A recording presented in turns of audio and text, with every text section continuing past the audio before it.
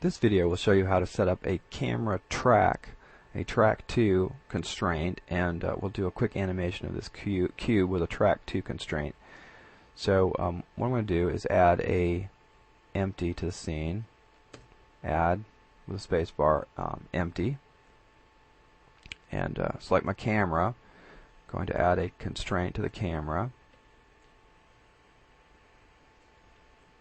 Here in the buttons window, under the object buttons, here in this constraints menu, add constraint, and we're going to choose a track 2 constraint, and we want this camera to track to the empty, so I'll type in the name of the empty, EMPTY.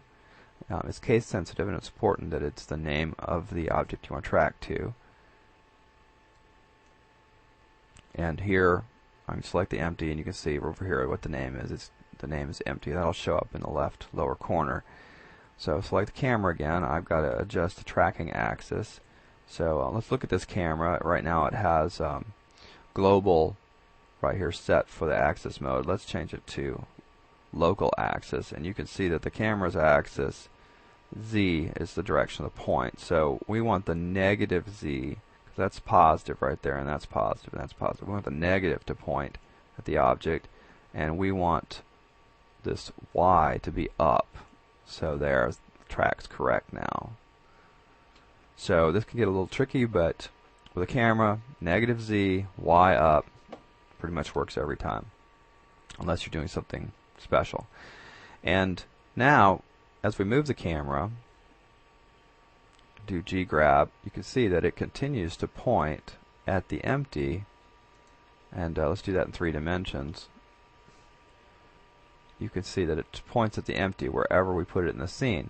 So now, if we put the empty in the vicinity of the cube, the camera will point and track to the empty and point at the cube. So let's go to an animation view, go 0 for the camera settings there, and I'm going to split this window. I'm going to move that over and give ourselves a top view. I'm going to right click there, split, give us a number 7 top view, and in this range of animation I'm going to insert location for the camera, and then I'm going to move forward in my timeline, say to 4 seconds. I'm going to G grab the camera and move it right here, and can use this key right here, insert location, and now I have some curves.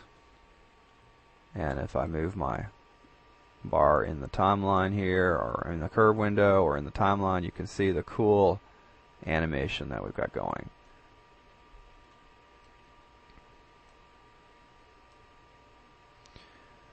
So I'm going to advance to the last keyframe I have. That's at 100. I'm going to go ahead and set that as the end frame. Under frame, set as end. And I'll go ahead and render out this animation. My lighting is not going to be so great, but that's really not the point of this lesson. The point of this lesson is just to show you how to set up the tracking. But I'm going to set an output location. I've already previously set a path to a folder called render on my desktop, and I'm going to do camera track. And go ahead and have extensions on, set the rendering. I'm going to simplify my render by turning off ray tracing and reducing the size to 50% and reducing the smoothing. And go ahead and select PC as the size. I'm at 25 frames a second. That's fine for this. I'm just going to leave it at that. And go ahead and hit the anim button. Whoops, I almost hit it before I changed this to an animation file. So that's fine. Go ahead and set it to QuickTime, animation compression. I'm just going to reduce the quality a little bit. Say OK, and hit the anim button. Oh, and I got an error. So let me escape out of that. It probably didn't like my path. Let me see what's up with that. Oh, I haven't confirmed this. Okay. Select output pictures. Let me check that again. Click on the output. Let me type that name in again. Cube, AN, camera track, enter, enter. Alright, let's try that. And that makes it happy.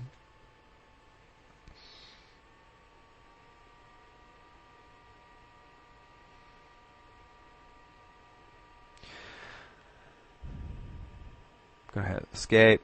In my haste here, I didn't get the 50% set, so I'm going to reduce that and go ahead and hit AN again. And the escape key will get you out of the animation. And I'm going to pause this video for a moment while this goes ahead and does its rendering. So be back in just a second.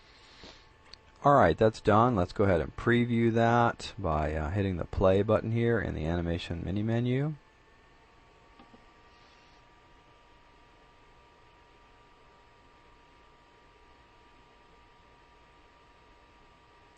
And go ahead and escape out of that. And as you can see, it's doing the same thing here that the camera's doing. And let's go ahead and look at the movie.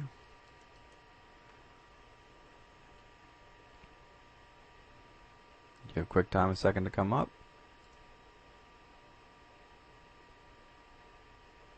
And that's it for this tutorial.